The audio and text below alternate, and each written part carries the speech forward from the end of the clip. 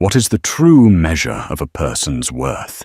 Is it the designer label on their handbag, the price of the wine they order, or the power they believe their names commands?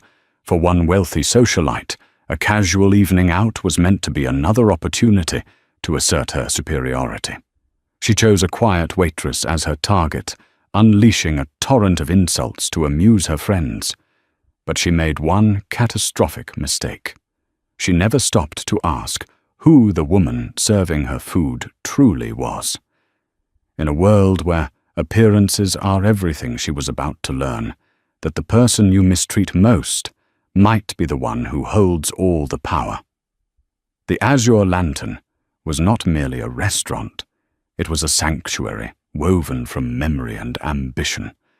Tucked away on a quiet, cobblestoned street in a gentrified corner of the city, it was a place that whispered of old money rather than shouting about new wealth. The air inside carried a unique blend of aromas, beeswax from the polished mahogany bar lavender, from the fresh centerpieces on each table, and the distant mouth-watering promise of rosemary and garlic from the kitchen. Soft instrumental jazz flowed from hidden speakers, a gentle current in the river of hushed conversations, and the delicate chime of silver on porcelain. Catherine Pierce, known to the staff and patrons simply as Kate, moved through this serene landscape with a practiced, unobtrusive grace. To the casual observer, she was just another part of the impeccable service. Her uniform, a crisp black blouse, tailored trousers, and a simple apron tied neatly at her waist, was immaculate. Her dark hair was pulled back into a severe but elegant bun, and her expression was one of pleasant neutrality, a mask of professionalism she had perfected over the last 6 months. But Kate was not just a waitress. She was the ghost in this machine, the silent heart pumping life into the legacy her grandfather Arthur Vance had built. Every polished table, every perfectly folded napkin, every bottle of wine resting in the climate-controlled cellar was a piece of him. 6 months ago, when he had passed, leaving the entirety of his culinary empire to her, his only grandchild, she had been faced with a choice. She could have sat in the upstairs office, a 26-year-old heiress, poring over spreadsheets and delegating to managers. Or she could do what Arthur would have done, learn the business from its foundation. She chose the foundation. "Table 7 needs water, Kate," a low voice murmured beside her.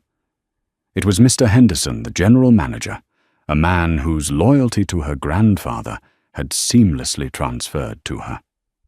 He was one of only 2 people in the entire establishment who knew her true identity. His face, a roadmap of kind wrinkles, was etched with concern. "And don't let the couple at table 3 order the sea bass. The chef isn't happy with the morning's delivery." "Thank you, Robert," she whispered back, grabbing a pitcher of chilled water, infused with cucumber and mint. "I'll recommend the halibut instead. Tell chef he has my full support." Robert Henderson nodded, a small, proud smile touching his lips before he melted back toward the host stand. He had initially protested her plan, calling it undignified. "You are Miss Vance," he had insisted. "The owner, not a server. My grandfather started as a busboy in a place half as nice as this," she had replied, tying an apron for the first time. "He said you can't command a ship if you don't know how to patch a leak and swab the deck. I'm here to learn the ship, Robert. Every last plank." Tonight was a Tuesday, typically a slower evening, but a favorable review in a prominent lifestyle magazine had filled every table. Kate moved with an economy of motion, refilling glasses, describing the specials with a quiet passion, and ensuring each patron felt as though they were the most important person in the room. This was the magic of the Azure Lantern. It wasn't about ostentation. It was about an experience of effortless elegance, a feeling of being cared for. This feeling was about to be put to the test. The front door opened, and a wave of cold air followed by a blast of expensive, overpowering perfume swept into the room. 3 women stood framed in the doorway, their silhouettes sharp and demanding against the soft glow of the restaurant. The woman in the center, a vision in a stark white pantsuit that seemed to defy the possibility of stains, scanned the dining room with an air of bored appraisal. This was Veronica Sterling. Veronica was a woman who didn't walk. She made an entrance. Her blonde hair was sculpted into a style that looked both expensive and painful. Diamonds dripped from her ears and encircled her wrist, catching the light and scattering it like tiny, arrogant stars. Her companions Brenda and Tanya were her acolytes, dressed in similarly expensive but slightly less eye-catching attire, their expressions mirroring Veronica's disdain. "Do we have a reservation?" Robert asked, his professional smile firmly in place, though Kate could see the slight tightening around his eyes. "Sterling," Veronica announced, her voice carrying across the dining room, causing several patrons to look up from their meals. She didn't offer the name. She decreed it. "Table by the window, of course." "Of course, Mrs. Sterling. Right this way," Robert said, leading them not to the large window overlooking the street, but to a slightly more private, coveted table in a recessed alcove with a view of the restaurant's small, immaculately kept garden. "I said the window," Veronica snapped, stopping short. "This is our best table, I assure you," Robert said smoothly. "The street window can be prone to drafts." Veronica sniffed a sound of profound dissatisfaction, but allowed herself to be seated. As fate would have it, they were in Kate's section. As she approached the table, water pitcher in hand, she squared her shoulders and fortified her professional mask. She had dealt with difficult customers before. It was part of the job. "Good evening. My name is Kate, and I'll be your server tonight," she began, her voice calm and even. "Can I start you with some of our mineral water, or perhaps a cocktail?" Veronica didn't even look at her. She was busy examining her fork, holding it up to the light, as if searching for microbes. "We'll have a bottle of the Chateau Margaux, the 2005, and make sure it's decanted properly. I can't abide a clumsy pour." Kate made a mental note. The 2005 Margaux was one of their most expensive bottles, a wine that demanded respect. "An excellent choice," she said politely. "I'll go and retrieve that for you right away." As she turned to leave, she heard Tanya giggle. She probably has no idea what that even is. She's likely thinking it's a fancy grape juice. Veronica's sharp, cruel laughter followed Kate all the way to the wine cellar. The storm had arrived. The bottle of Chateau Margaux was a silent, crimson testament to her grandfather's passion. Kate handled it with the reverence of a museum curator handling a priceless artifact. Arthur had taught her how to decant wine before she had learned to drive a car, explaining how the act of letting it breathe was a conversation between the past and the present. "You're not just pouring it. Catherine," he used to say, his voice a warm burr, "you're waking it up from a long, beautiful sleep." She performed the ritual flawlessly at the tableside, the dark red liquid flowing in a steady, perfect stream into the crystal decanter.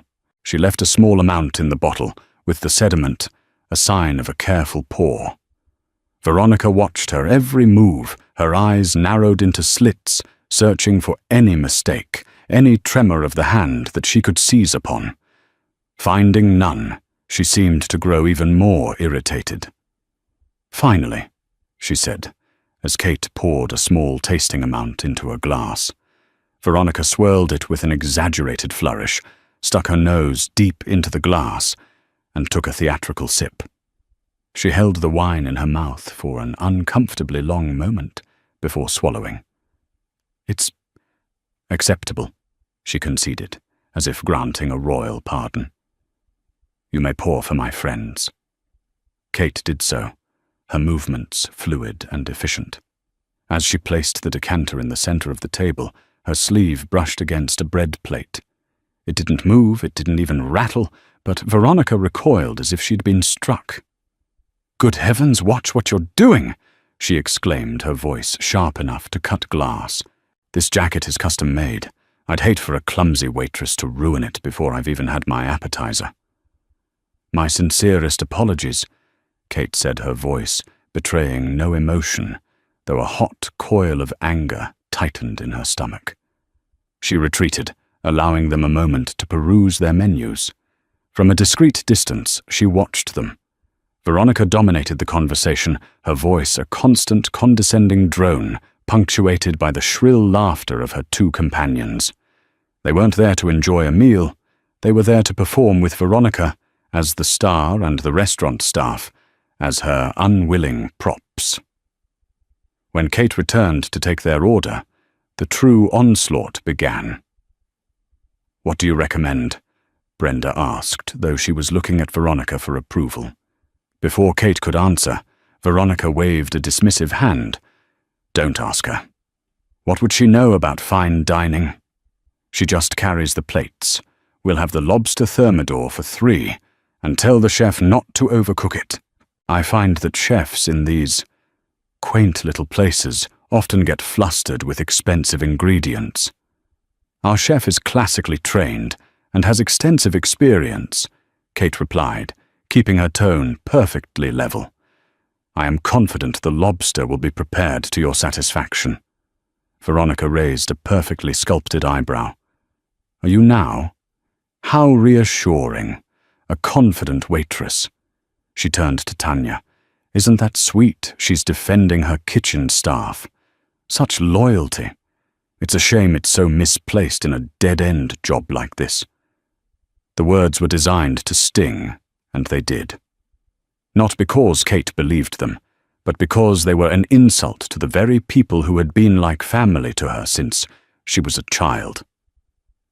Chef Antoine had held her on his hip while he stirred a pot of bouillabaisse. The dishwashers Miguel and Pedro had always slipped her extra cookies. To hear their life's work dismissed so casually was infuriating. But she held her tongue. "I will place your order for 3 lobster thermidors. Will you be having any starters?"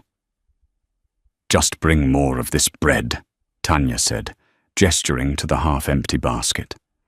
"And make sure the butter isn't so cold this time. It's impossible to spread."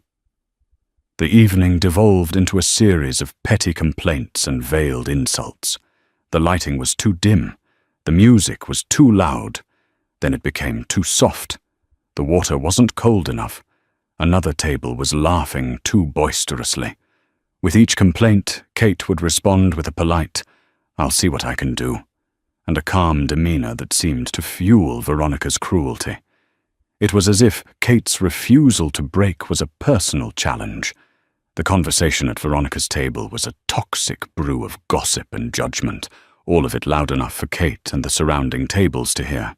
They dissected the outfits of other patrons, mocked a man for proposing to his girlfriend.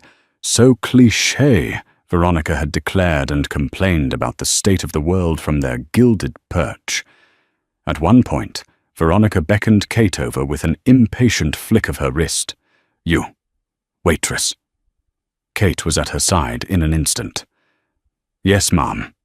Veronica pointed a long, manicured finger at the small silver locket Kate wore around her neck. It was a simple, unadorned oval, worn smooth with time. It had been a gift from her grandfather on her 16th birthday, and held a tiny faded picture of him on one side and her grandmother on the other. It was her most prized possession. "What is that thing?" Veronica asked, her lip curled in disgust. "It's tarnishing your uniform. This is supposed to be an upscale establishment, not a greasy spoon diner. You should really leave your cheap trinkets at home." Brenda leaned in for a closer look. "Oh, Veronica. Be nice. It's probably sentimental. Maybe it was her grandmother's. Her one good piece of jewelry." The two of them chuckled their laughter, light and airy, yet heavier than lead. The insult was so personal, so deeply cruel, that for a fleeting second, Kate's mask almost slipped. The urge to tell this woman exactly what she thought of her, to reveal who she was, and watch the smug satisfaction crumble from her face, was overwhelming. She could feel her hands clench into fists under the cover of her apron. Her jaw was tight, and she could taste acid at the back of her throat. But then she thought of Arthur. He had faced countless arrogant customers in his long career. Dignity, Catherine. He would have advised, his eyes twinkling. Never let them steal your dignity. It's the one thing they can't afford, and you can't afford to lose. Taking a slow, silent breath, Kate unclenched her fists. She looked not at Veronica, but at a point just over her shoulder. "It is very important to me," she said, her voice quiet but firm. "I apologize if it offends you. Is there anything else I can get for you at this moment?" Her composure was absolute. It was a stone wall against which Veronica's spiteful waves crashed and receded, and it made Veronica Sterling furious. She wasn't just a customer complaining about service anymore. This had become a battle of wills, and in her mind, she was a queen who would not be defied by a commoner. She leaned back in her chair, a malicious glint in her eyes. The main course hadn't even arrived yet, and she was already planning her final decisive attack. The arrival of the main course was preceded by a hush of anticipation, even at Veronica Sterling's table. 3 magnificent plates were carried from the kitchen, each bearing a lobster thermidor cooked to a perfect golden brown, nestled in its shell and smelling of cream brandy and Gruyere. The presentation was flawless, a work of culinary art that Chef Antoine was famous for. Kate placed the plates before the 3 women with practiced care. "Enjoy your meal," she said, her voice a model of professional decorum. For a moment, it seemed as if the sheer beauty of the food might quell Veronica's belligerence. It did not. Veronica stared at her plate for a long moment, her fork hovering over the lobster. Brenda and Tanya had already begun to eat, their murmurs of appreciation audible. Veronica, however, was hunting. She poked at the dish, dissecting it, with the cold precision of a surgeon looking for a tumor. Finally, she found what she was looking for, or rather what she had decided to find. She lifted a small piece of lobster meat on the tines of her fork, examined it under the light, and dropped it back onto her plate with a clatter. Unbelievable!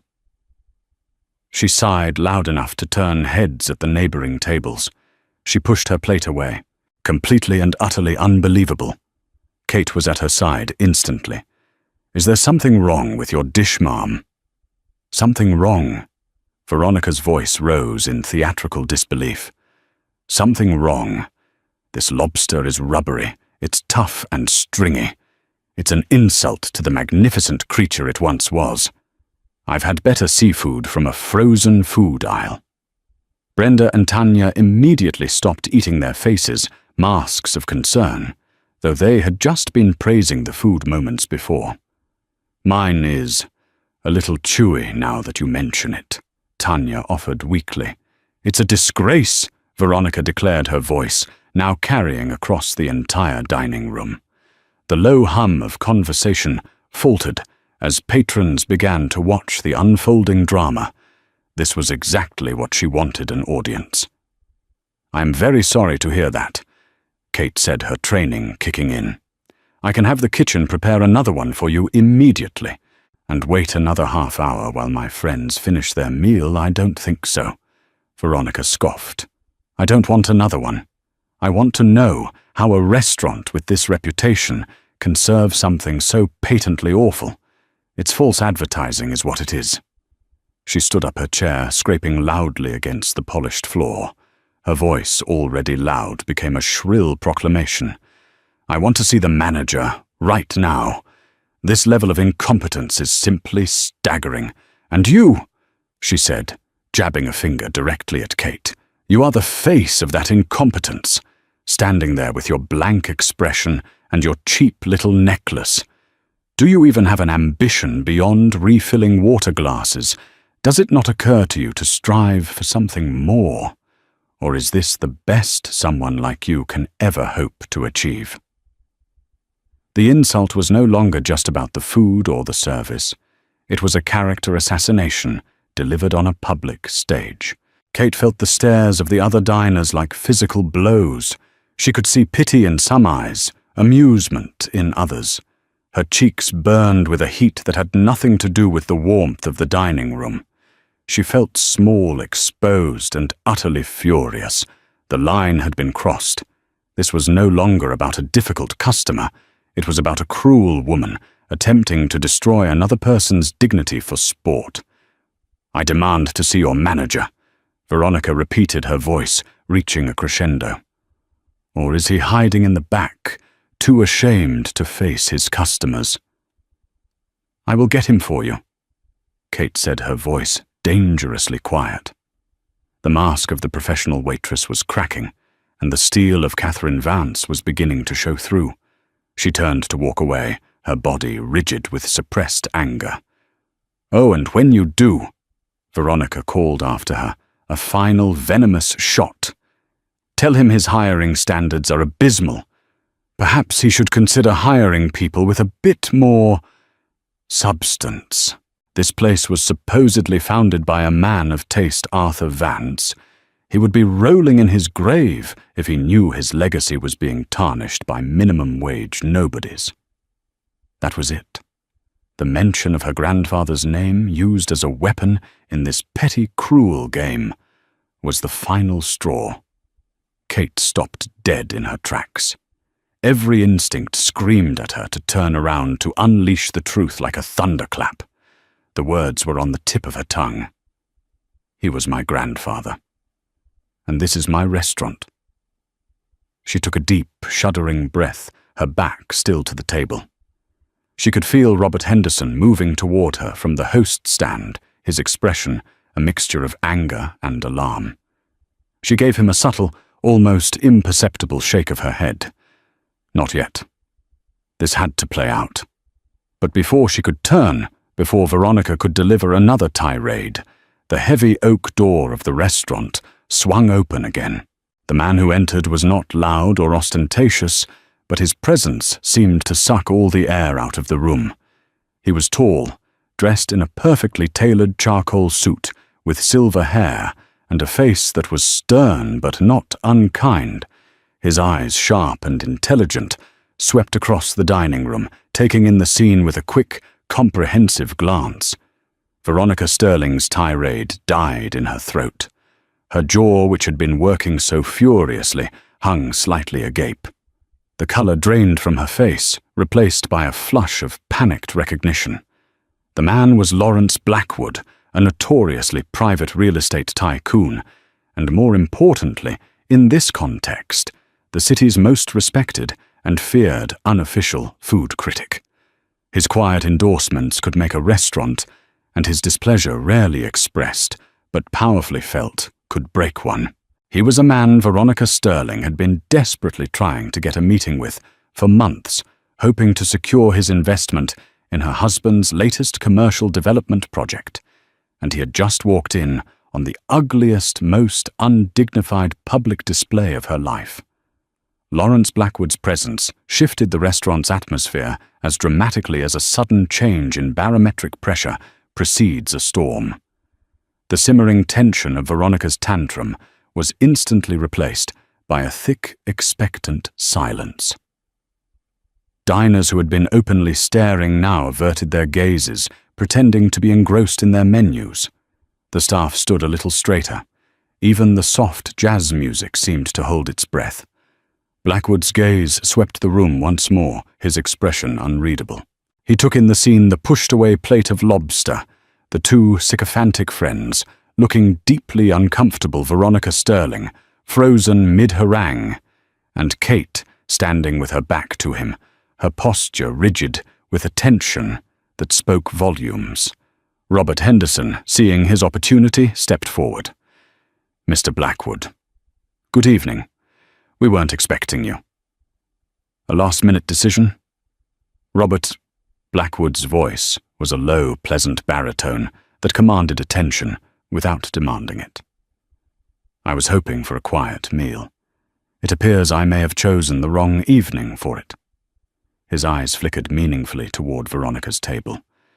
Veronica, snapping out of her stupor, saw her chance to salvage the situation, or at least to reframe it.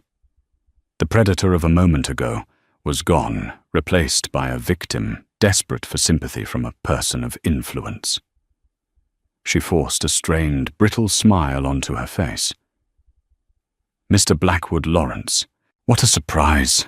she gushed, smoothing down her white pantsuit as if to physically erase the ugliness of the last 10 minutes. "I'm so sorry you had to walk into this utter mess." She gestured vaguely toward Kate. "I'm afraid the service tonight has been simply dreadful, truly bottom of the barrel. We've been subjected to one incompetence after another. The food is inedible and the staff—" She paused for dramatic effect, lowering her voice to a confidential conspiratorial whisper. "Well, the staff seem to have been hired with very little concern for quality or decorum." She was attempting to paint herself as a discerning patron, a fellow connoisseur of quality, who, like him, was simply appalled by the lapse in standards. She was trying to create an alliance to position Kate as their common enemy. Lawrence Blackwood listened to her explanation without a word. His gaze remained steady, moving from Veronica's falsely earnest face to Kate, who had finally turned around. He saw not the blank-faced nobody Veronica had described, but a young woman whose eyes, though shadowed with anger, held a profound and powerful composure. He saw the dignity her grandfather had instilled in her.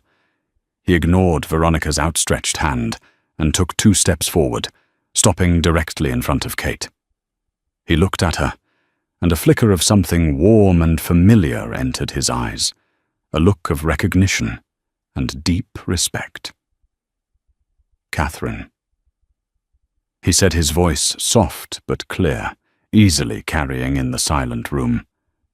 "It's good to see you. I'm sorry to interrupt." The use of her full first name, spoken with such familiarity, sent a ripple of confusion through the onlookers. Veronica's smile faltered. Brenda and Tanya exchanged nervous glances. This was not how they expected the powerful Mr. Blackwood to react to a complaint about a mere waitress. Kate, hearing her name spoken with such kindness after a barrage of insults, felt a wave of relief, so profound it almost buckled her knees. "Mr. Blackwood," she managed her voice, regaining its steady cadence. "It's an honor to have you here. Please don't worry.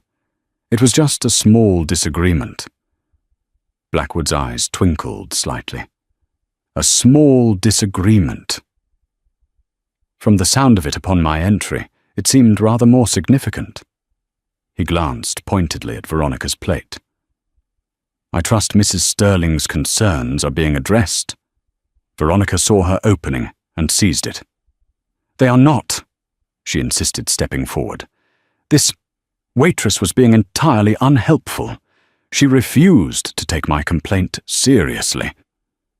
Blackwood turned his cool, analytical gaze back to Veronica.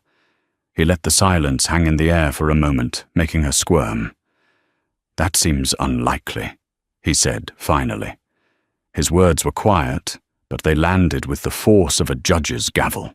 In my experience, the staff at the Azure Lantern, hand-picked and trained by Arthur Vance himself, are the epitome of professionalism.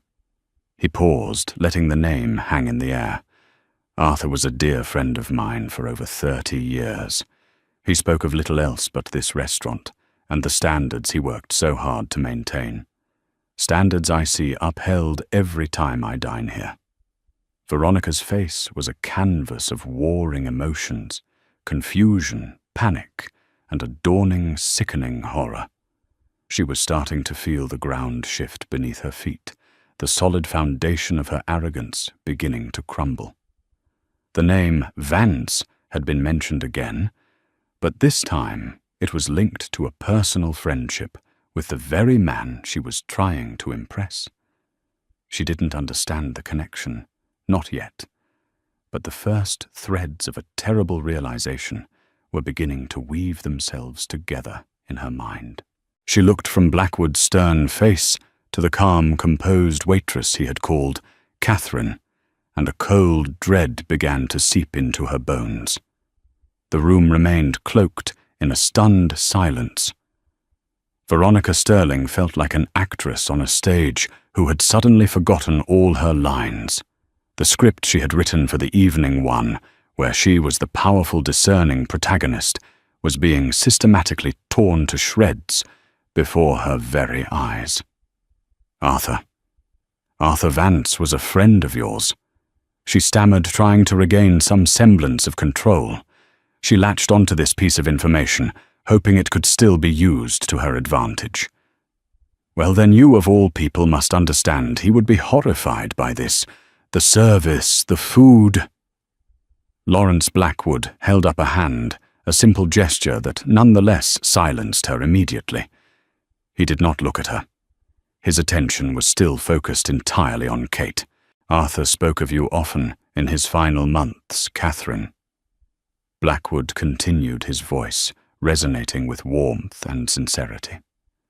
He was so incredibly proud of your decision.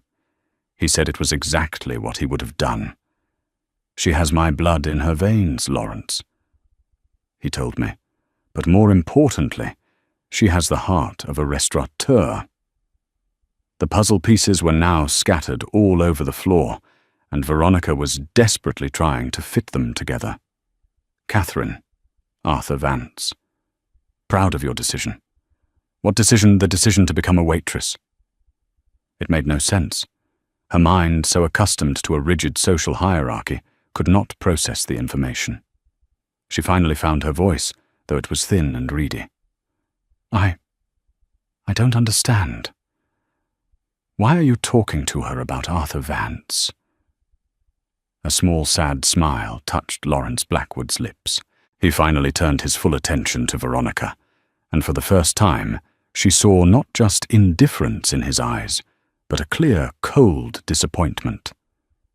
Mrs. Sterling, he said, his tone formal and chilling. You are standing in the Azure Lantern, a restaurant founded by Arthur Vance. You see the portraits on the wall?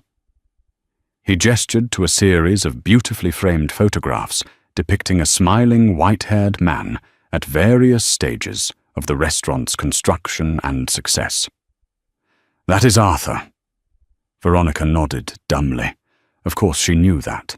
It was part of the restaurant's lore, the reason for its established prestige.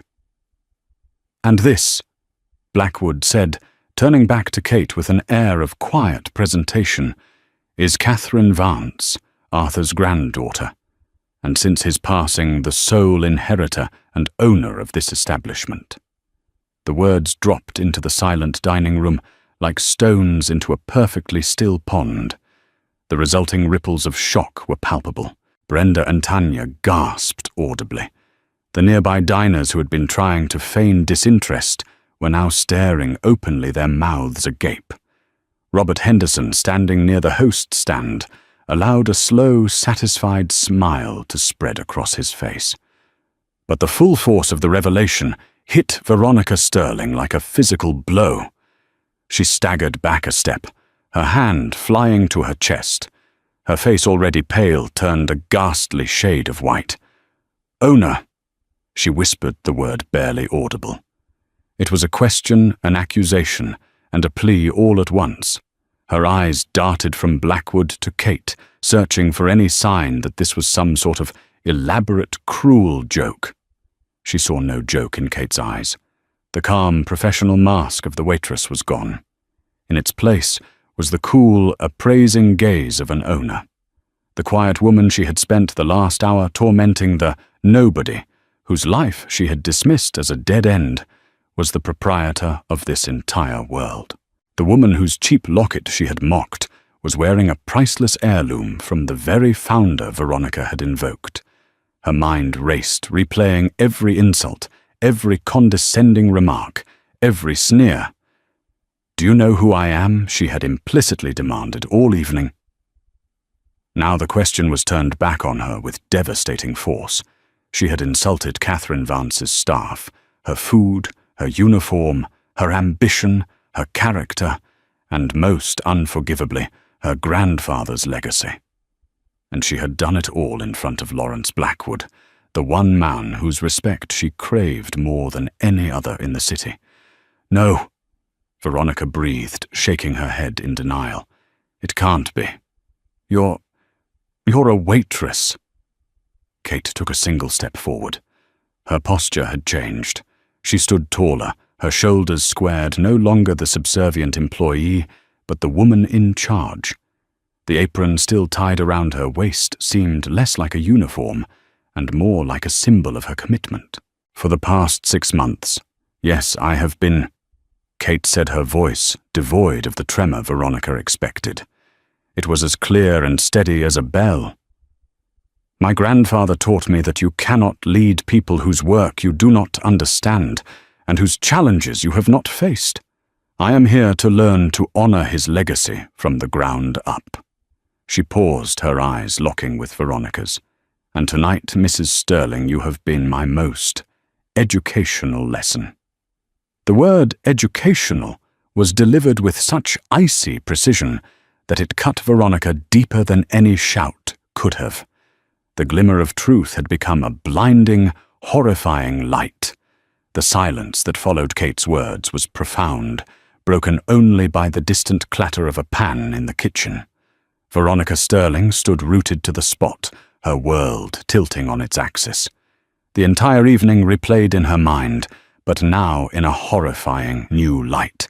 Every condescending word, every dismissive gesture, every cruel laugh was now an act of self-sabotage performed on the grandest possible stage. She looked at Kate, no, at Catherine Vance, and for the first time she truly saw her. She saw the quiet strength that had been mistaken for meekness, the professionalism that had been misread as weakness, and the deep, unwavering sense of self that had made her impervious to the insults.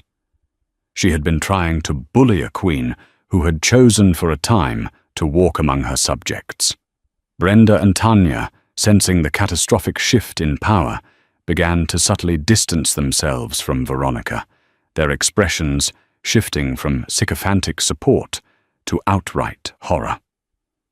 They were social creatures, and they knew a sinking ship when they saw one. Lawrence Blackwood watched the scene unfold with a stoic expression, but his eyes, fixed on Veronica, were cold with judgment.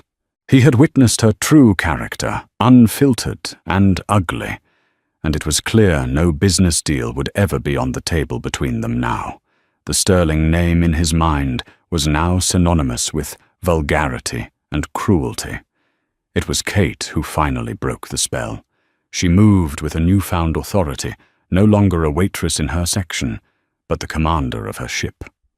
She walked calmly to the table and picked up Veronica's plate, the one containing the supposedly rubbery lobster. She examined it for a moment before looking directly at Veronica. Chef Antoine has been the executive chef here for 25 years. She said, her voice even, but carrying an unmistakable edge of command. He was my grandfather's first hire and his closest friend. He trained in Lyon under Paul Bocuse. He would sooner cut off his own hand than send out a piece of overcooked lobster. What you did here tonight was not a complaint, Mrs. Sterling. It was a performance, and a deeply malicious one at that. She then turned to Brenda and Tanya, who both flinched under her direct gaze. "And you both claimed your lobster was chewy as well, correct?" Tanya paled, shaking her head frantically. "No, I just thought. Veronica said." Brenda simply stared down at her half-eaten plate, the picture of guilt. Kate didn't press them. She didn't need to. Their complicity was obvious. She placed the plate back down and folded her hands in front of her. The unveiling was not just about her identity. It was about stripping away the layers of Veronica's entitlement and forcing her to look at the truth of her own behavior. Let me tell you what my grandfather, Arthur Vance, believed. Kate continued, her voice resonating with a passion that had been absent before. He believed that a restaurant was more than just a place to eat. He believed it was a place of community, of celebration, of momentary escape. He believed that every single person who walked through that door, from the wealthiest patron to the humblest supplier, deserved to be treated with dignity. And he believed that every person who worked here, from the chef to the manager to the young man who washes the dishes, was part of a family deserving of respect for their hard work. Her gaze hardened as it fell once more on Veronica. You came in here tonight, and you violated every single one of those principles. You did not come here to dine. You came here to feel powerful by making someone else feel small. You insulted my staff, you disrespected my family's legacy, and you tried to humiliate a woman who was simply trying to do her job. She paused, letting the weight of her words settle in the silent room. You mocked my ambition. Let me be clear about what my ambition is. It is to ensure that this restaurant, my grandfather's dream, continues to be a place of warmth, excellence, and respect for another 50 years. It is to lead a team of dedicated professionals who are proud of the work they do. It is to honor the memory of the man who taught me that true wealth has nothing to do with the balance in your bank account, but everything to do with the quality of your character. She took a small, deliberate step closer. So let me ask you, Mrs. Sterling, she said, her voice dropping to a near whisper, yet more powerful than any shout. After your behavior tonight, what can you tell me about the quality of yours? It was a devastatingly simple question, and one for which Veronica had no answer. The facade of the powerful socialite had not just cracked, it had disintegrated, leaving behind a hollow, humiliated woman. The diamonds on her wrist suddenly looked gaudy, her expensive suit like a cheap costume. She had been stripped bare, not by insults or shouting, but by the quiet, unassailable truth. The waitress she had scorned had become her judge, and the verdict was damning. The silence in the azure lantern stretched for what felt like an eternity. Veronica Sterling stood as if turned to stone, the force of Catherine Vance's words having scoured away her arrogance, leaving only raw public humiliation. Her face was a ruin of its former smugness, her eyes wide with a dawning horror that went beyond social embarrassment. It was the look of someone who has been forced to see themselves in a mirror for the first time and is repulsed by the reflection. She opened her mouth, then closed it. What could she say? An apology would be laughably inadequate. A defense would be impossible. There was nothing left to do.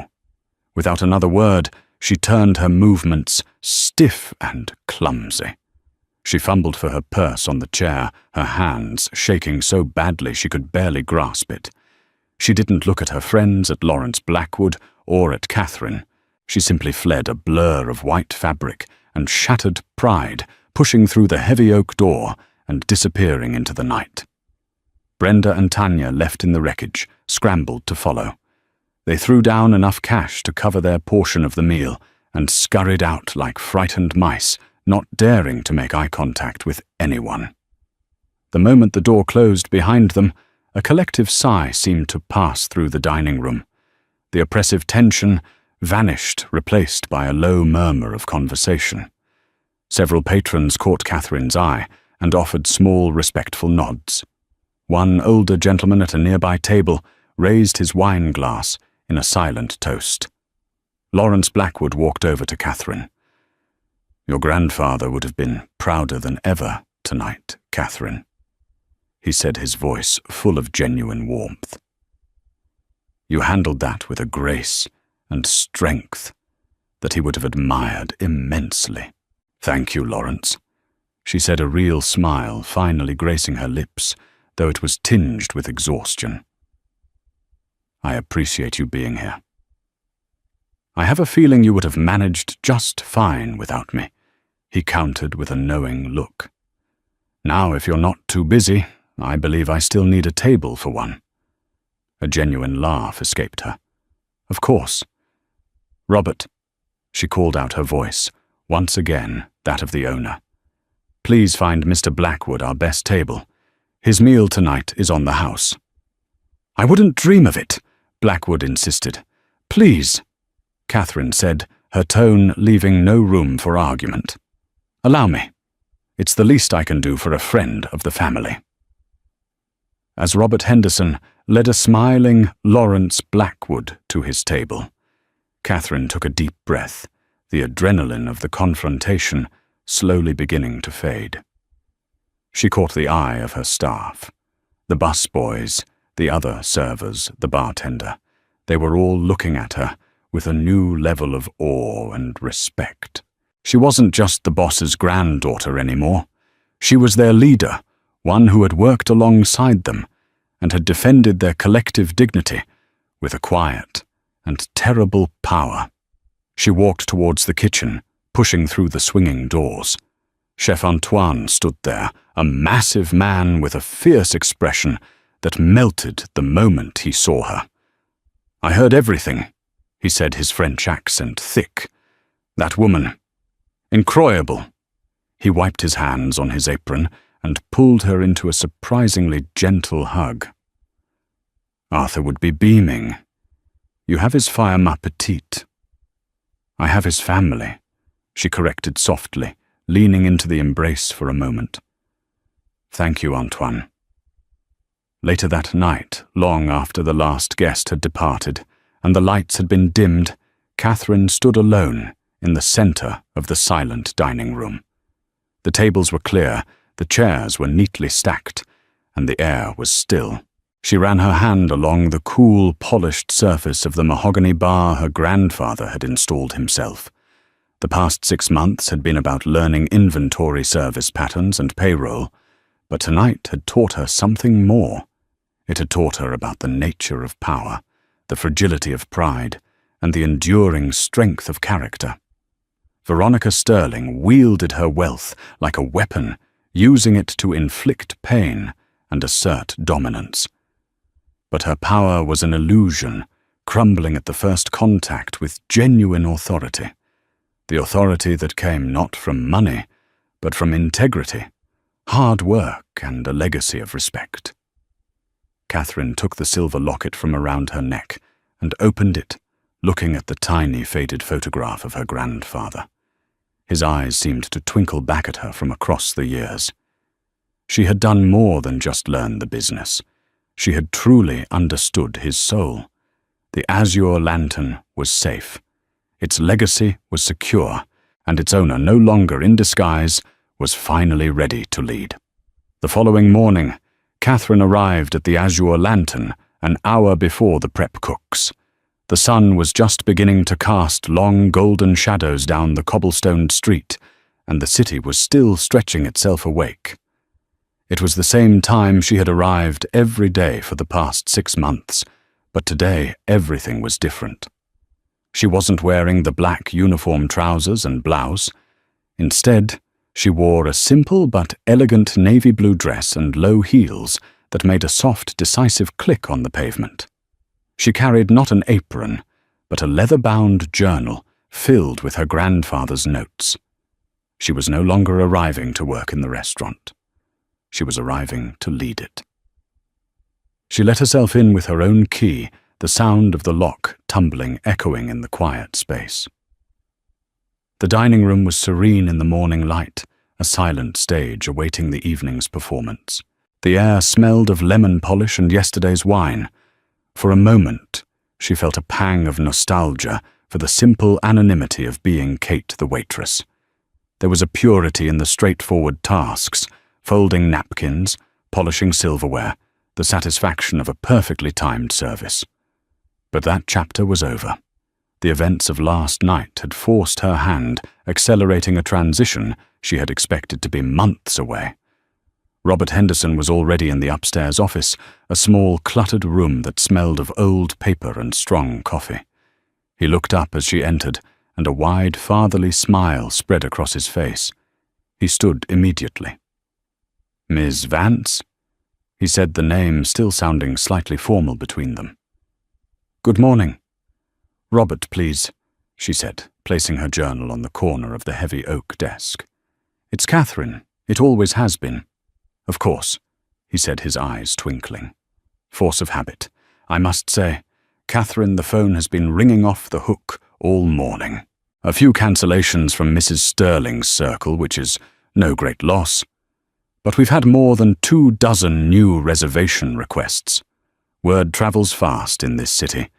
It seems a public drama followed by a display of true class is the best marketing money can't buy." Catherine sighed, sinking into the worn leather chair behind the desk, her grandfather's chair. "That wasn't my intention. I couldn't let her disrespect his name." "You did more than that," Robert said, his tone turning serious. "You defended all of us. You showed the staff in no uncertain terms that you are one of them. But now they need to see that you are also their leader. They'll be arriving for the pre-service briefing in an hour. They'll be nervous. They won't know how to act around you." "I know," Catherine said, leaning forward. "That's why I need to speak to them first. All of them. Before a single table is set." An hour later, the entire staff of the Azure Lantern was gathered in the main dining room. The morning sun streamed through the windows, illuminating dust motes dancing in the air. There was an air of nervous anticipation. Chefs in their crisp whites stood awkwardly next to servers' busboys and the dishwashing team of Miguel and Pedro, who looked as if they expected to be told they were in trouble. Catherine stood before them, not on a pedestal, but on the same polished floor they all worked on every day. Robert stood discreetly to one side. "Good morning, everyone," she began, her voice clear and steady. "I know there is probably a lot of confusion right now, so I wanted to address you all directly. For the last 6 months you've known me as Kate, and I was Kate, your co-worker. But as you all learned last night, I am also Catherine Vance." She paused, letting them absorb it. "I want to apologize," she said, and a murmur of surprise went through the room. "I apologize for the deception. It was never my intent to mislead you or to spy on you. My only intention was to learn. My grandfather Arthur always said that to respect a job you have to understand it. And to understand it, you have to do it. For 6 months, I've had the privilege of doing it alongside all of you. I've learned how heavy the serving trays get on a busy Friday night. I've seen the artistry and pressure Chef Antoine and his team deal with every service. And Miguel Pedro," she said, looking directly at the 2 men, "I don't think anyone in this city works harder than you 2. The men straightened up, looks of profound surprise and pride on their faces. "I am the owner of this restaurant," Catherine continued, her voice gaining strength. "But this restaurant is not just bricks and mortar and a name on a sign. It's you. It's all of you. You are the legacy. My role now changes. I won't be serving tables with you, but I will be working for you to make sure you have the tools you need, the support you deserve, and the respect you have all earned. Nothing is more important to me than preserving the family that my grandfather built here. My door is always open. My name is Catherine, and it is my absolute honor to lead this team." For a moment there was silence. Then from the back, Chef Antoine began to clap a slow, deliberate sound. It was quickly joined by others until the room was filled with a warm, heartfelt round of applause. The awkwardness was gone, replaced by a renewed sense of purpose and loyalty. The woman before them wasn't just an heiress. She was one of their own, ascended. She understood that more than anything, was what mattered.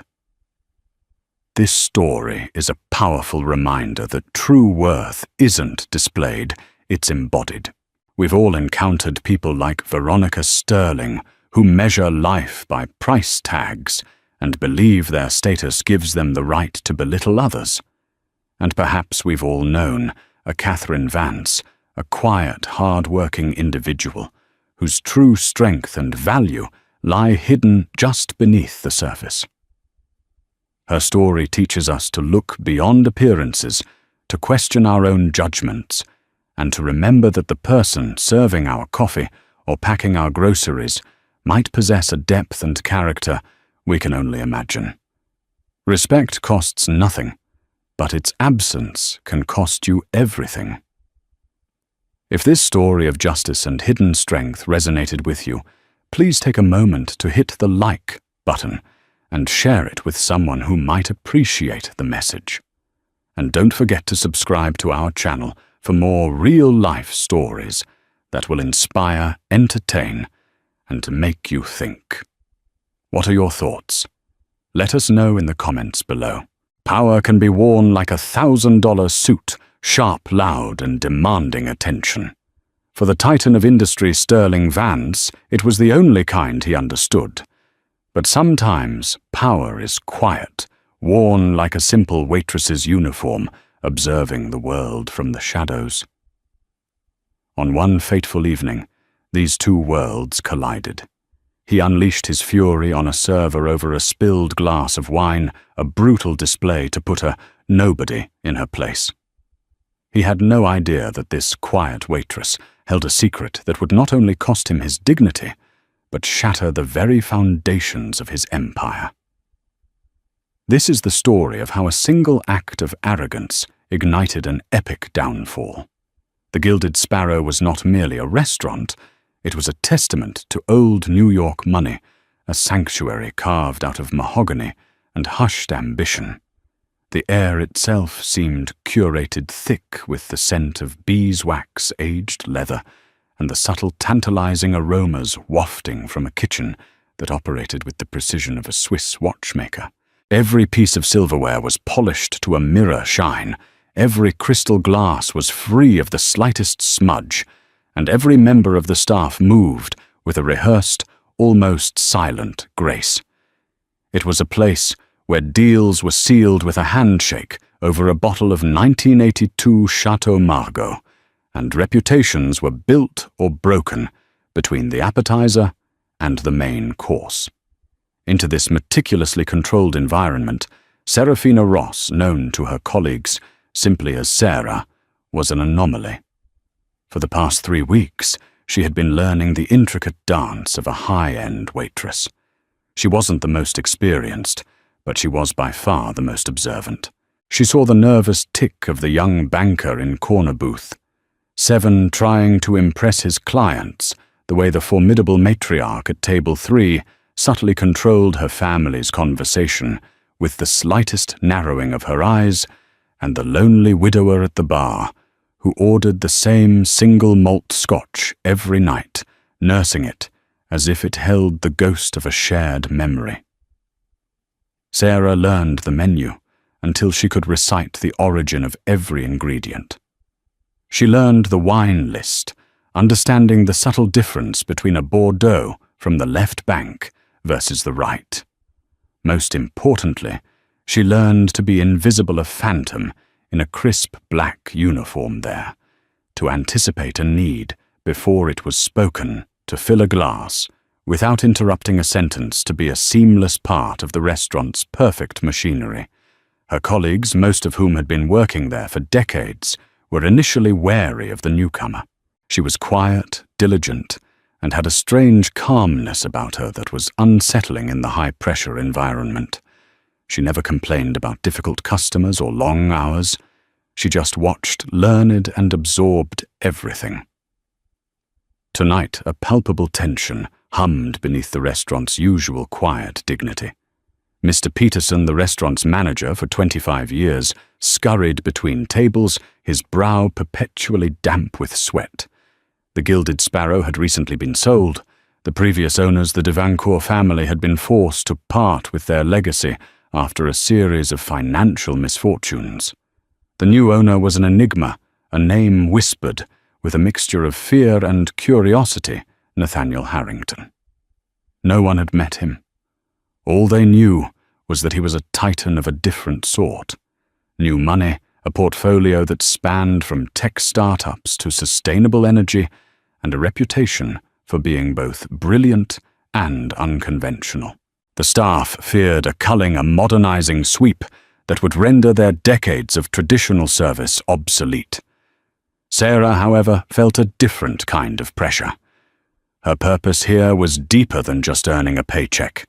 She felt the weight of every interaction, every cleared plate, every polite smile. At 8 o'clock, the heavy oak doors swung open and Sterling Vance made his entrance. He didn't just walk into a room, he conquered it.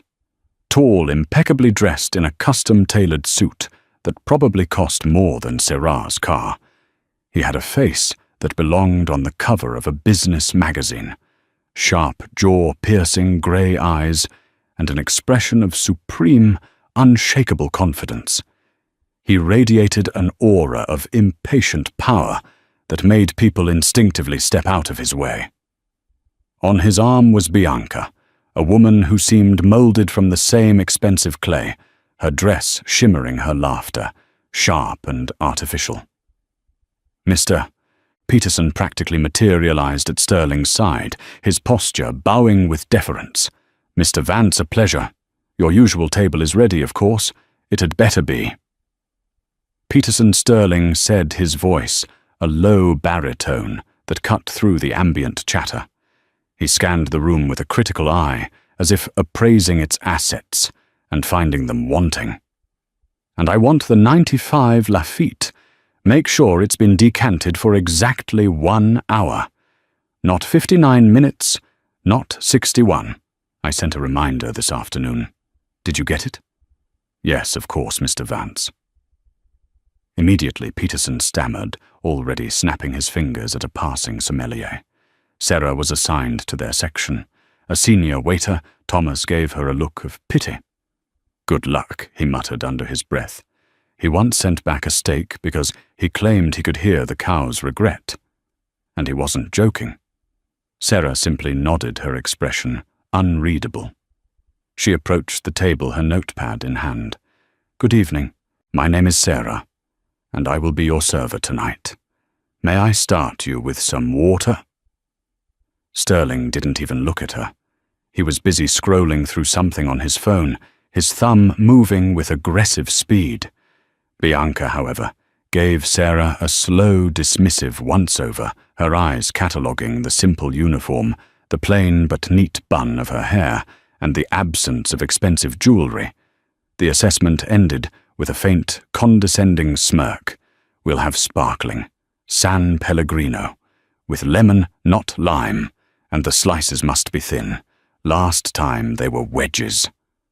"I don't want wedges," Bianca said, her tone implying that this was a common and exhausting failure of the serving class.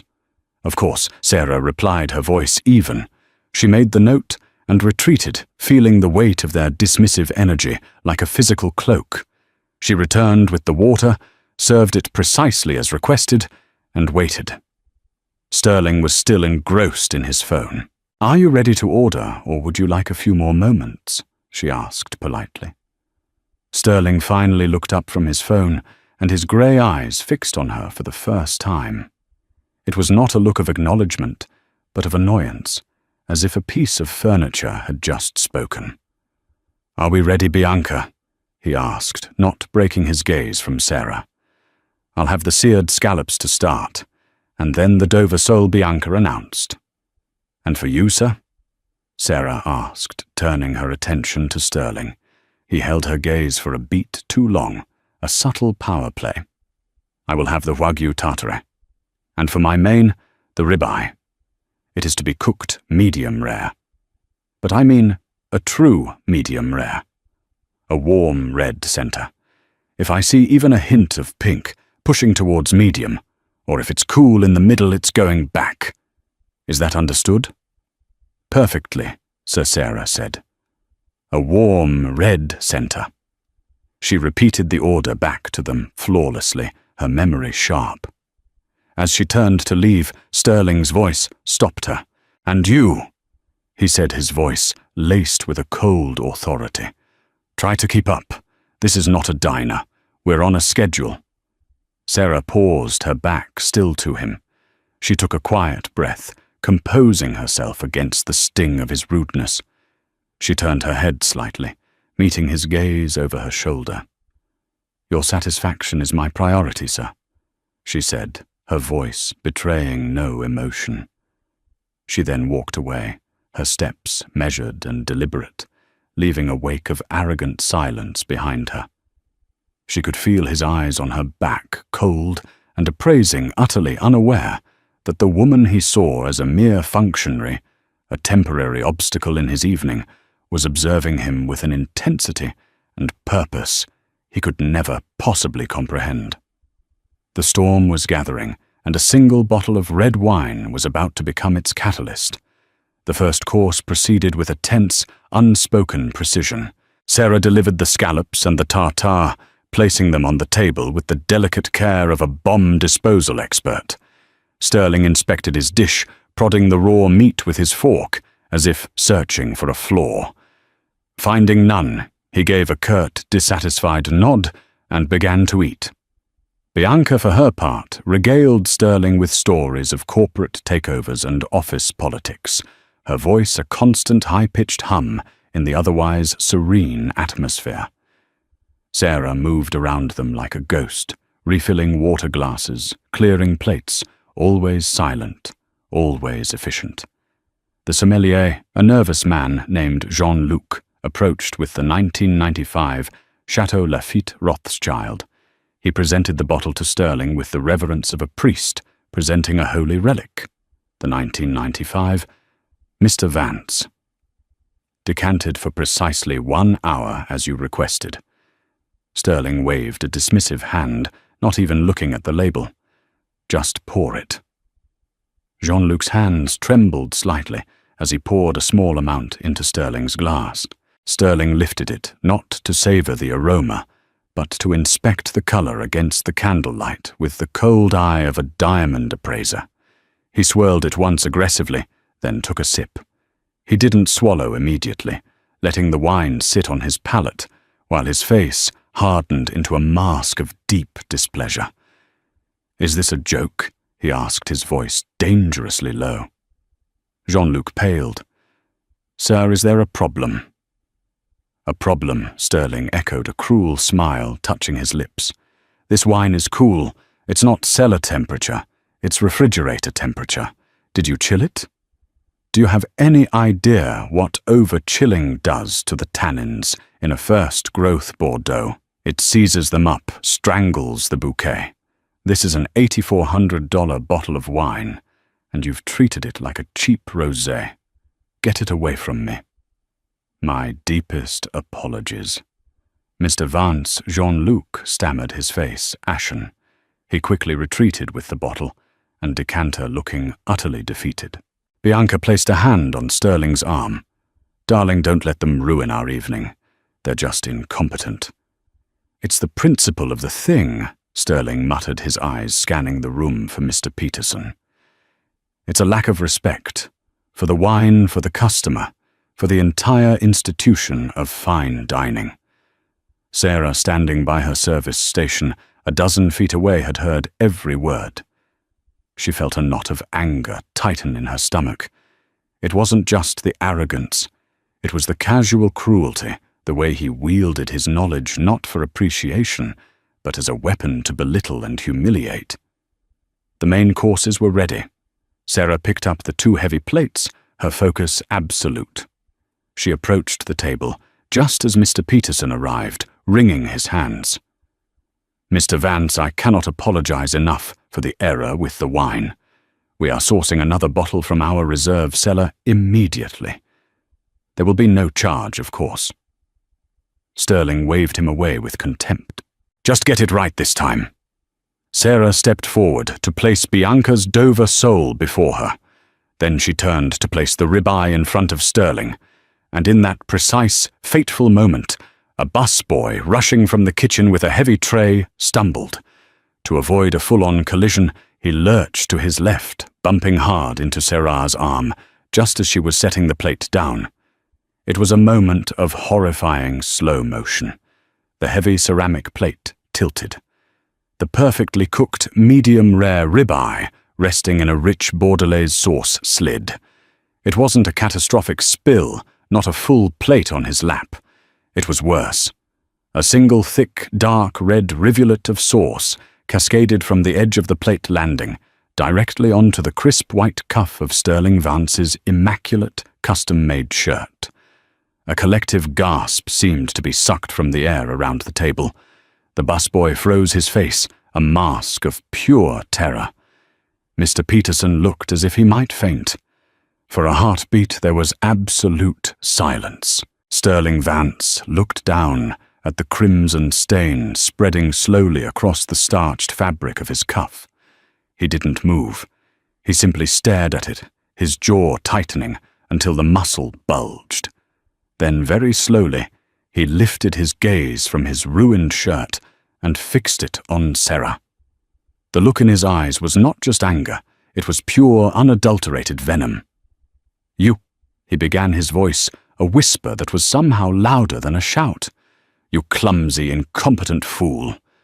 Sarah stood frozen, the now empty plate still in her hand. "Sir, I am so sorry." It was an axi, "Do not speak to me," he snarled, cutting her off. He rose slowly to his feet, his full height towering over her. Every eye in the restaurant was now on them, conversations dying in mid-sentence. "Do you have any idea what you've just done? This shirt is Sea Island cotton. It costs more than you make in a week. But it's not about the money. It's about the sheer, breathtaking ineptitude." He held up his stained cuff for all to see. This is what happens when standards are allowed to slip, when they hire people off the street with no grace, no training, no sense of their surroundings. You are a liability in a place like this. Sarah's face was pale, but her eyes held a spark of defiance. "Sir, it was an accident." "The busboy, I don't care about the busboy," Sterling roared, his voice now echoing through the silent dining room. He pointed a trembling finger at her face. "I care about the person serving my table. You are a disgrace to this establishment." "Peterson," he bellowed, turning his fury on the manager, who was already rushing forward with a cloth and a bottle of club soda. "Get her away from my table. I don't want to look at her for another second." "She is fired." "Do you understand me, fired? I want her gone. Now." Bianca watched the scene with a smug, satisfied smile, as if this was precisely the entertainment she had been hoping for.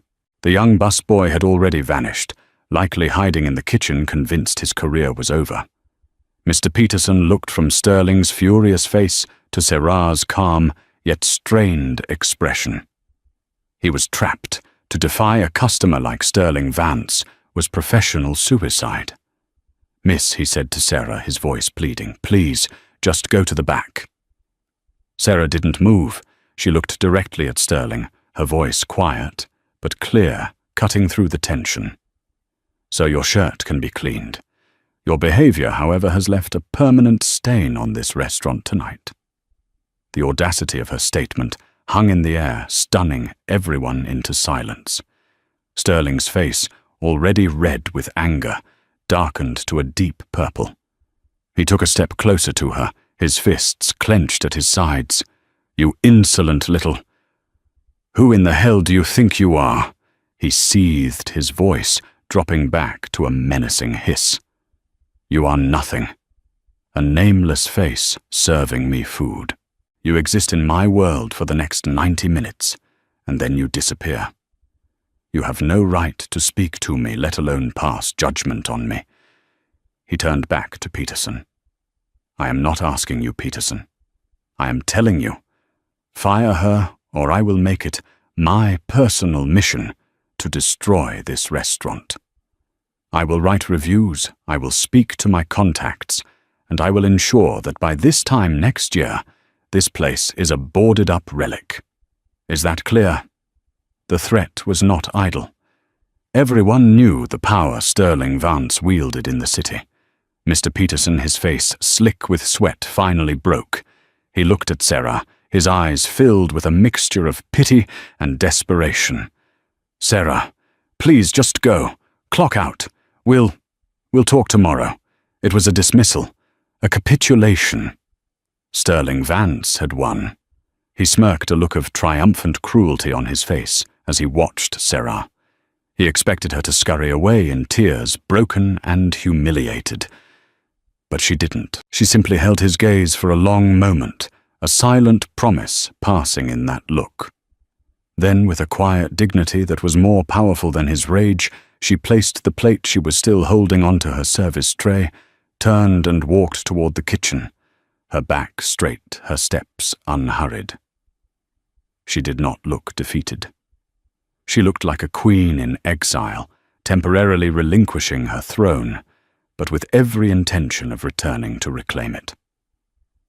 The kitchen doors swung shut behind Sarah, muffling the charged silence of the dining room. Inside, the usual controlled chaos of clanging pans and shouted orders had ground to a halt. The kitchen staff, from the executive chef to the dishwashers, had heard Sterling's tirade.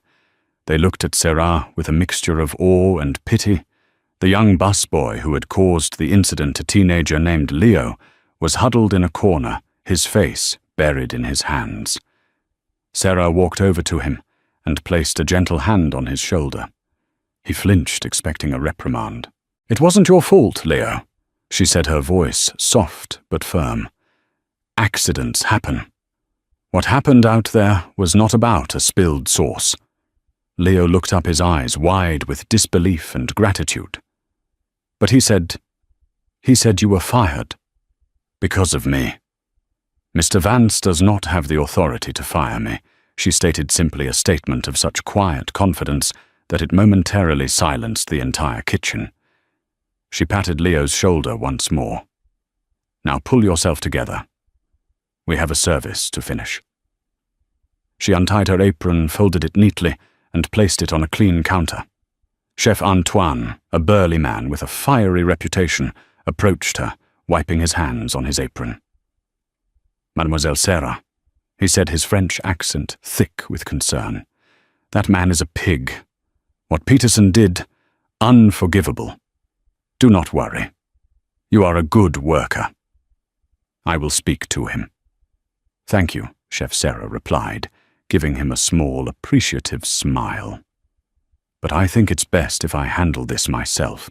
She walked to the small, windowless staff locker room at the back.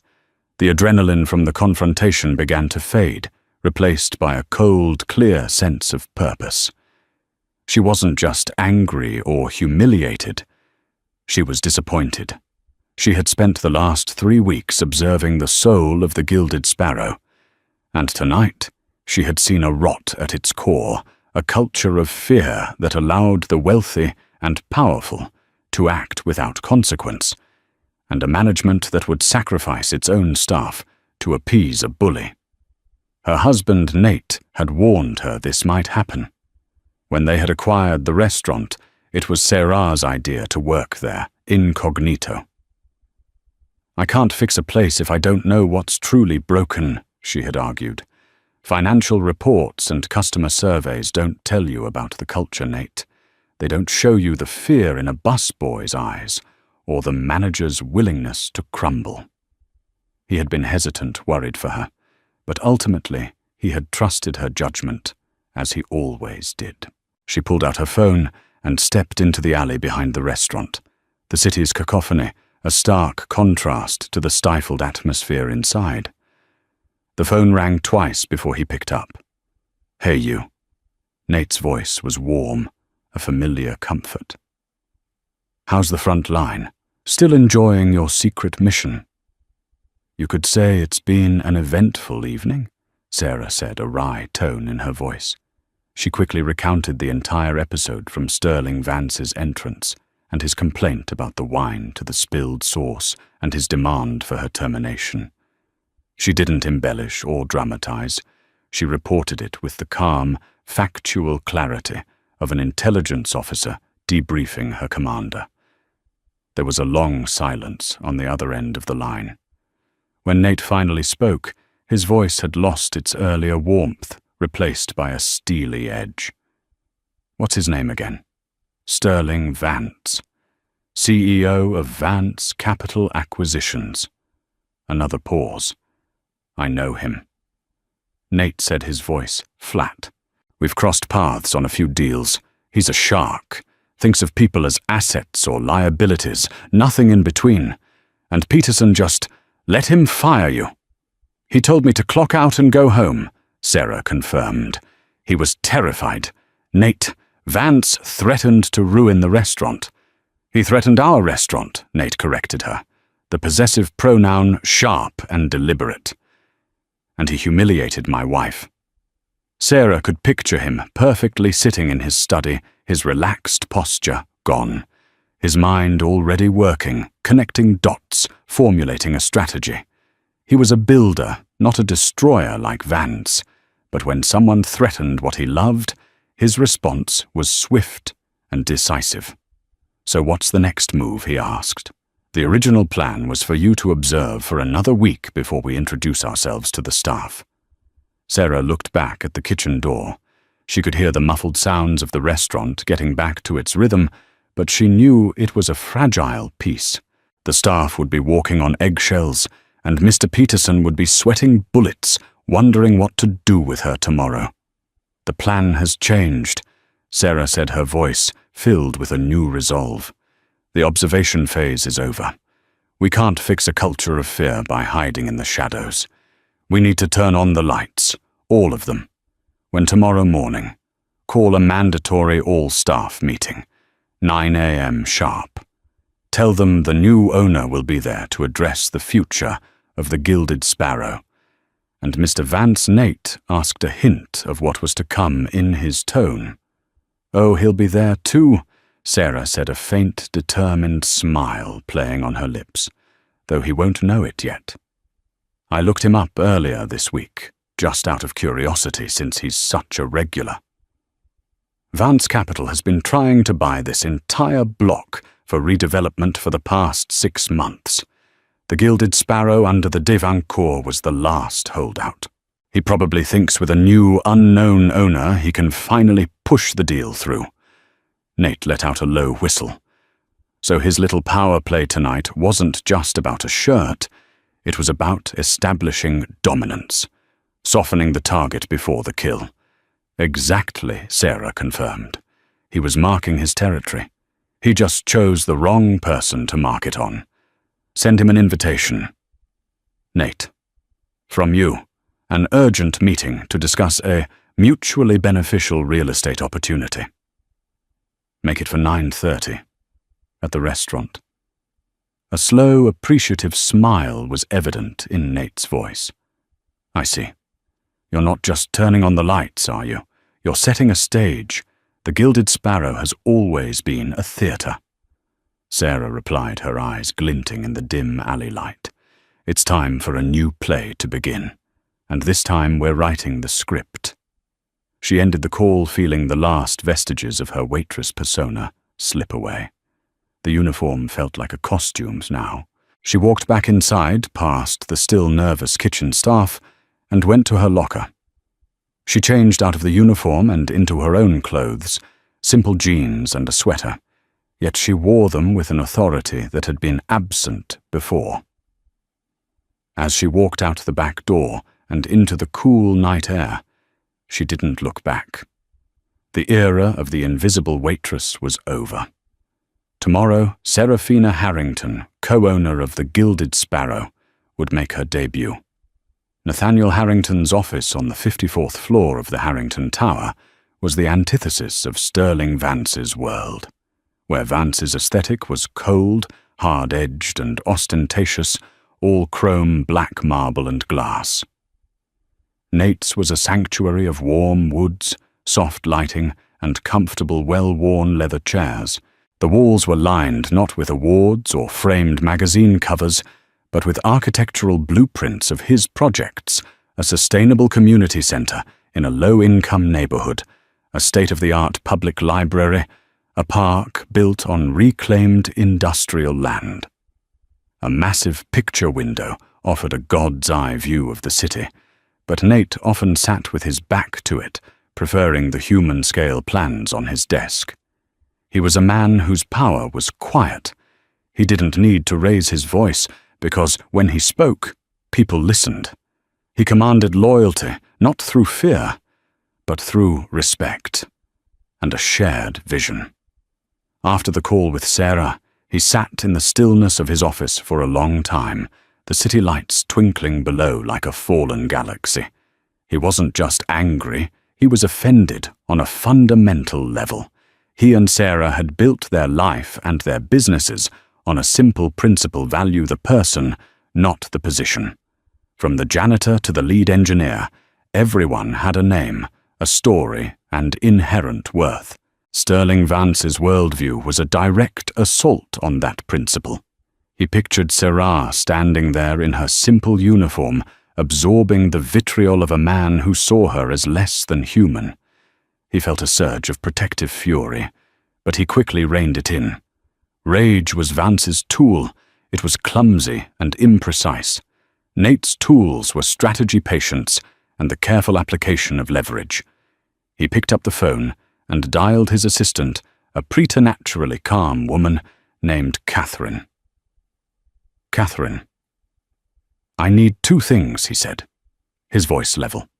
"First, draft an email to the general manager of the Gilded Sparrow, a Mr. Peterson. Inform him of a mandatory all-staff meeting tomorrow morning at 9 a.m. in the main dining room. I will be there to introduce myself as the new owner and discuss my vision for the restaurant's future." "Yes, Mr. Harrington," Catherine replied, her typing audible in the background. "Second, I need you to contact the office of Sterling Vance at Vance Capital Acquisitions. Set a meeting for me with him. Tomorrow 9:30 a.m. The location will be the Gilded Sparrow. Tell his assistant it's regarding the building acquisition he's been pursuing. Use the phrase, a time-sensitive and highly lucrative proposition. Vance can't resist bait like that. Consider it done. Will there be anything else? Just one more thing. Get me our complete file on the Vance Capital real estate deal for that block. I want every feasibility study, every rejected offer to the Divancourt, every communication. I want to know it inside and out by morning. It will be on your desk within the hour." After the call, Nate leaned back in his chair, his fingers steepled. He thought about the Gilded Sparrow. It wasn't just another asset in his portfolio. It was the place he and Sarah had their first real date. He'd been a struggling architect with one big idea, and she'd been a graduate student in art history. They had saved for 2 months to afford a single meal there. He remembered the way the candlelight had danced in her eyes, the way she had spoken so passionately about the beauty of forgotten things, about restoring them to their former glory, rather than tearing them down. That was why they had bought it. The Divancourt family had been on the verge of selling to Vance, who would have undoubtedly gutted the historic building to make way for another soulless glass tower. When Nate heard the restaurant was for sale, he and Sarah had made an immediate above-asking offer, closing the deal through a subsidiary company to remain anonymous. Their plan was never to demolish it. It was to restore it, to polish the soul of the place, to make it a beacon of true hospitality, not just a feeding ground for the arrogant and wealthy. Sarah's undercover work was the first step in that restoration project, to understand its heart before performing surgery. Sterling Vance, in his blind arrogance, had just fast-tracked the entire process. He had revealed the deepest sickness in the restaurant's culture in a single ugly outburst. An hour later, as promised, a thick dossier landed on Nate's desk. He spent the next several hours poring over the documents, his mind absorbing every detail. Vance's plan was aggressive. He had already acquired every other property on the block. The Gilded Sparrow was the linchpin, the one piece that held his entire billion-dollar project at bay. The Devancourt had refused him on principle, unwilling to see their family's legacy demolished. Vance's offers had grown increasingly hostile. Now faced with a new, unknown owner, he was clearly preparing for a final assault. The meeting at 9:30 a.m. was his beachhead. Nate found a memo detailing Vance's strategy, a lowball initial offer to the new owner, followed by a campaign of public pressure and legal intimidation to force a sale. Vance likely assumed the new owner was a small-time restaurateur who could be easily bullied. He had no idea he was walking into a meeting with Nathaniel Harrington, a man who could buy and sell his entire company without a second thought. But this wasn't about money. It was about principle. It was about the look of fear in a busboy's eyes, the spinelessness of a manager, and the undeserved humiliation of the woman he loved. As the first hints of dawn began to streak the sky, Nate closed the file. He knew Vance's strategy, his motivations, his vulnerabilities. He had his own blueprint ready. The stage Serra had spoken of was set. The cast was assembled. All that remained was for the curtain to rise. He picked up his phone and sent a simple text to his wife. "See you at the theatre. I've saved you a front row seat." The following morning at precisely 8:00 a.m., Sterling Vance strode into the boardroom of Vance Capital Acquisitions. The room was a monument to his ego. A single massive slab of polished obsidian served as the conference table. The chairs were severe leather and chrome. The only art on the wall was a framed, stylized chart showing the aggressive upward trajectory of his company's stock price. His senior executives, already assembled, sat straighter in their chairs as he entered. "Report," he commanded, taking his seat at the head of the table without so much as a good morning. One by one they detailed their victories. A hostile takeover of a rival firm was nearing completion. A portfolio of distressed assets had been acquired for pennies on the dollar and was being stripped for parts. Sterling listened, his expression a mixture of boredom and impatience. This was routine. The thrill of the hunt was gone. "What about the Astor Block project?" he asked, cutting off a vice president mid-sentence. "What about the Gilded Sparrow?" A junior executive eager to impress spoke up. "Sir, as you know, the Devancourt finally sold. The new owner is an unknown operating through a shell corporation called Harrington Hospitality. We've had difficulty piercing the corporate veil, but our analysts suggest it's likely a small independent operator. A chef owner, perhaps," Sterling smirked. "A chef? Good. They're artists, sentimental, easily broken." He leaned back, a predatory gleam in his eye. "I had dinner there last night. The place is resting on its laurels. Stale. The staff is incompetent. The management is weak. A perfect target." His chief legal counsel, a man named Garrett, cleared his throat. "We received a communication from the new owner this morning, sir. He's requested a meeting. Today, at 9:30. Sterling raised an eyebrow. "So soon he's eager. What's the angle?" He described it as a time-sensitive and highly lucrative proposition. Garrett read from his tablet. A low chuckle rumbled in Sterling's chest. "He's trying to play hardball. The little chef thinks he can scare me into a higher offer. Pathetic." He tapped his fingers on the obsidian table, the sound like cracking ice. "I was there last night. I made my presence felt. Put the fear of God into the manager over a clumsy waitress. By now the new owner has heard the story. He knows who he's dealing with. This meeting is his white flag." He looked around the table at his team. "Garrett, you'll come with me." We walk in. I make a firm, non-negotiable offer, 20% below our last offer to the Devancourt. I'll give him a sob story about the declining prestige of the location, the cost of renovations. When he balks, we remind him of the legal and financial pressure we can bring to bear. We'll have him signing the papers by lunch. He stood up, signaling the end of the meeting. As he walked toward the door, he paused to adjust the cuff of his fresh shirt, a pristine, brilliant white. "Oh, and Garrett," he added, a cruel smile touching his lips. "Remind me to get the name of that waitress I had fired last night. I might send her a gift basket, as a thank you for making my job this morning so much easier." Across town, in the cozy kitchen of their brownstone, Nate and Sarah Harrington were having a very different kind of morning meeting. The air smelled of freshly brewed coffee and toasted brioche. There were no executives, no obsidian tables. It was just the two of them sitting opposite each other at a rustic wooden table. Sarah was dressed in a simple but elegant navy blue dress. The waitress from the night before was gone, replaced by a woman who exuded a quiet, unshakable confidence.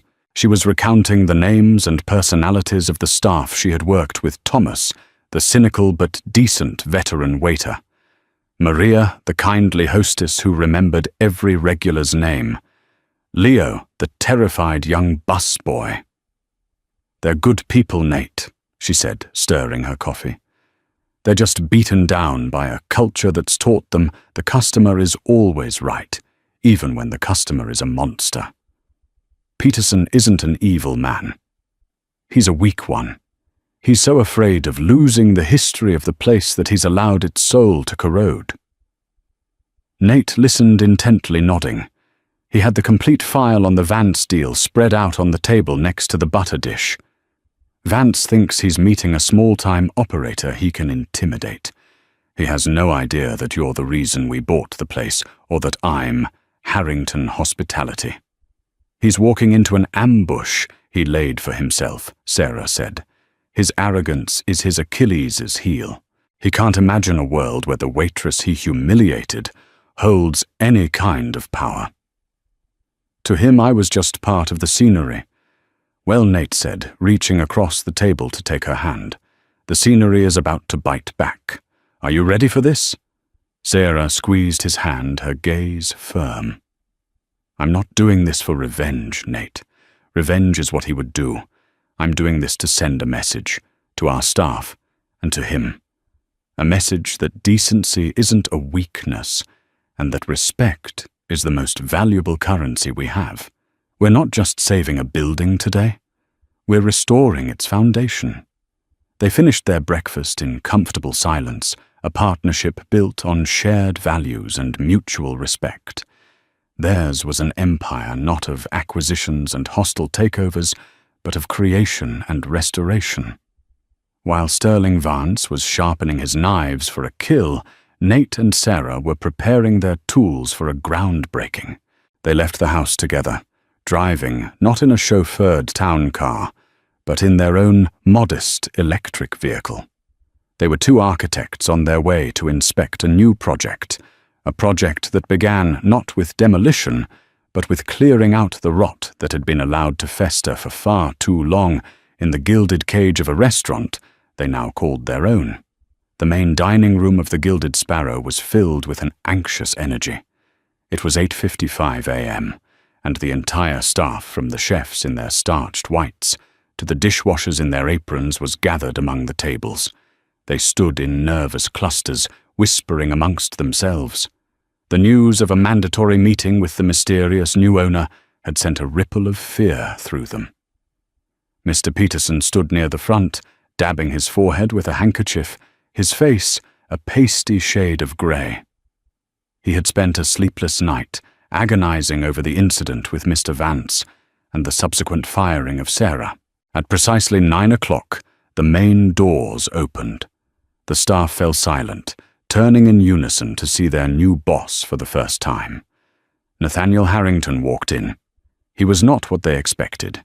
He wasn't an imperious tycoon or a flamboyant celebrity chef. He was dressed in a simple, well-tailored blazer and slacks, and he moved with a calm, approachable demeanor. But it was the person who walked in, beside him, who caused a wave of audible gasps to sweep through the room. It was Sarah. She was not in her uniform. She was wearing the elegant navy blue dress from that morning, standing beside Nathaniel Harrington, not as an employee, but as an equal. She met the shocked and confused gazes of her former colleagues with a calm, steady expression. Thomas, the veteran waiter, stared with his mouth agape. Leo, the young busboy, looked as if he had seen a ghost.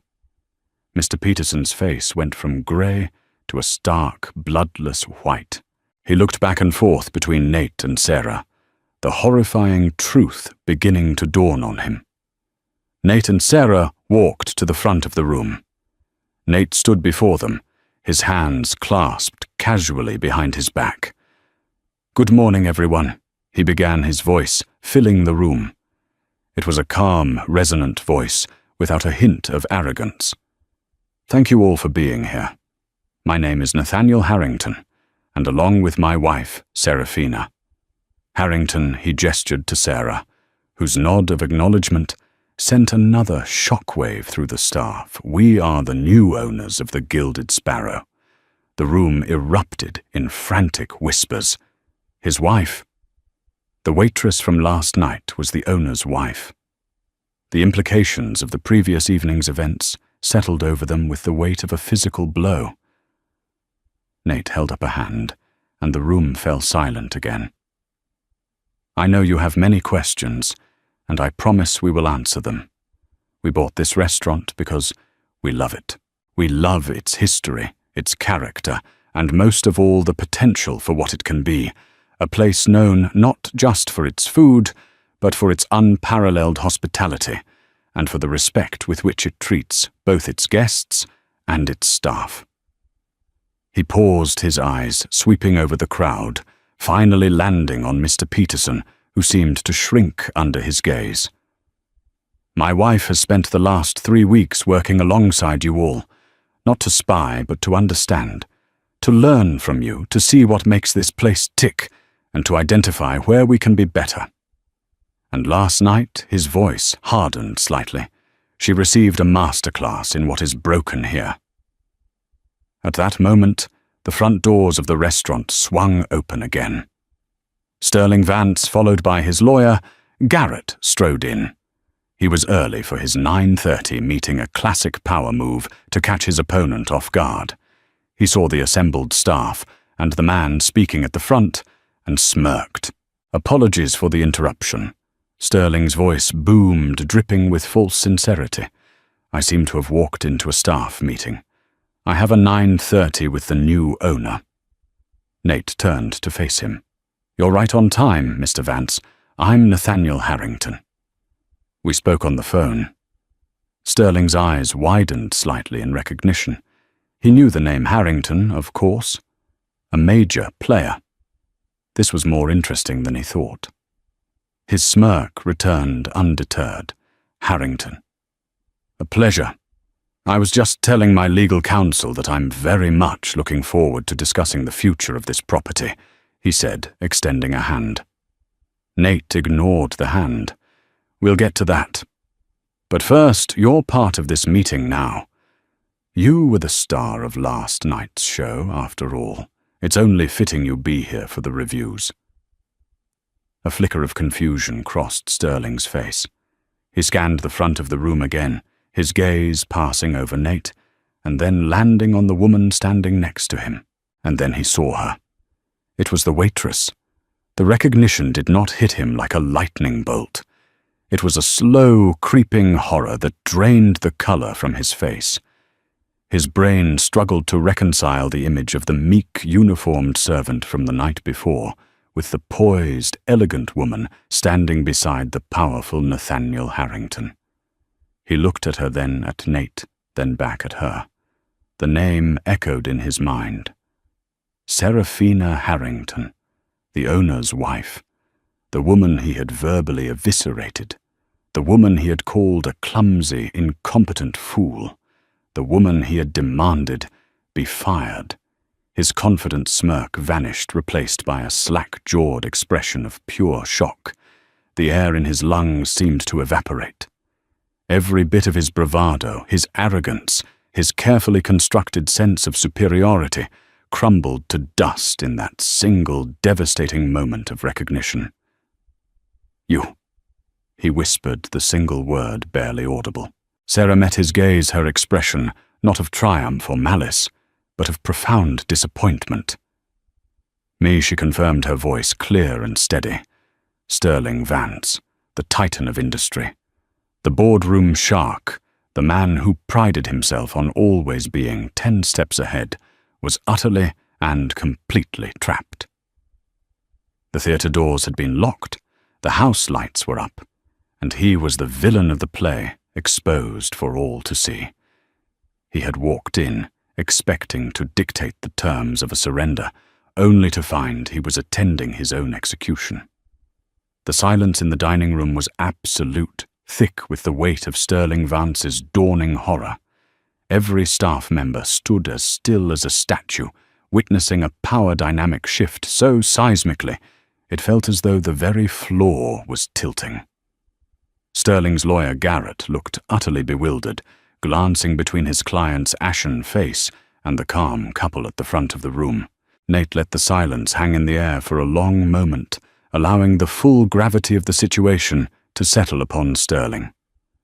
Then he spoke, his voice calm, but infused with the unyielding strength of steel.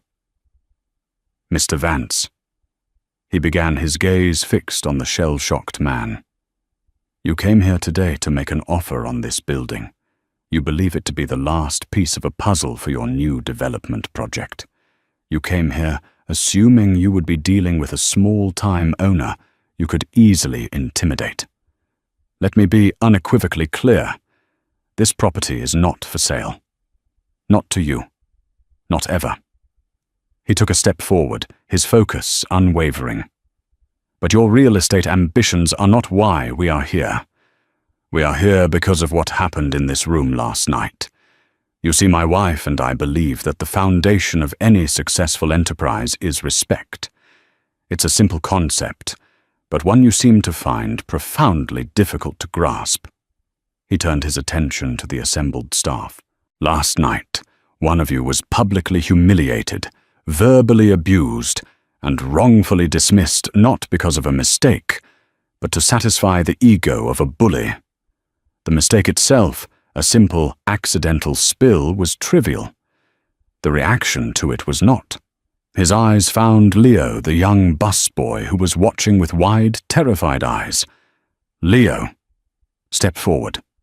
Leo hesitated, then shuffled nervously to the front. "Leo," Nate said kindly, "last night was not your fault. You are a valued member of this team. From now on, know that the ownership of this restaurant will always have your back. You will never be made to feel small in this establishment again." He gave the boy a reassuring nod, and Leo retreated, a look of profound relief on his face. Nate's gaze then fell upon Mr. Peterson, who was visibly trembling. "Mr. Peterson, you have managed this restaurant for 25 years. You have preserved its history, and for that you should be commended. But you have also allowed a culture of fear to take root. Last night you were faced with a choice: defend your employee's dignity or appease a wealthy customer. You chose to sacrifice your employee. You stood by silently while she was berated, and then you carried out Mr. Vance's illegal demand that she be fired." Peterson opened his mouth to speak, to offer an excuse, but Nate held up a hand. It was not an easy position to be in. Nate conceded, his voice softening, with a hint of pity. "But leadership is defined by the choices we make in difficult moments, and in that moment you failed. You failed your staff, you failed this restaurant, and you failed the very principle of hospitality. Effective immediately, your employment here is terminated." The finality of the statement was a thunderclap in the room.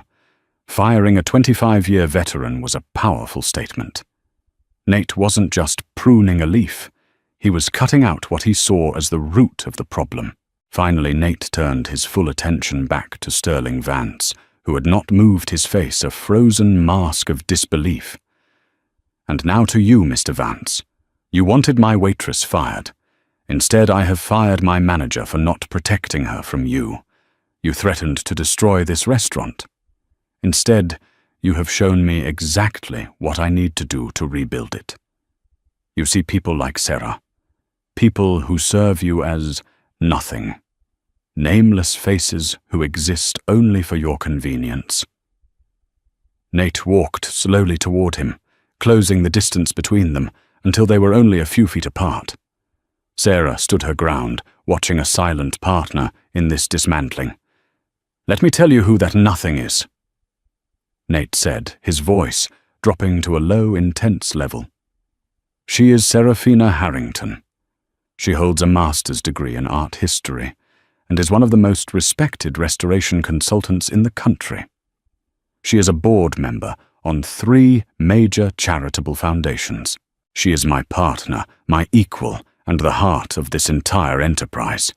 That woman you called incompetent and graceless possesses more integrity, intelligence, and grace in her little finger than you have in your entire being." Every word was a hammer blow to Sterling's shattered ego. He was being publicly dissected, his arrogance laid bare for all to see.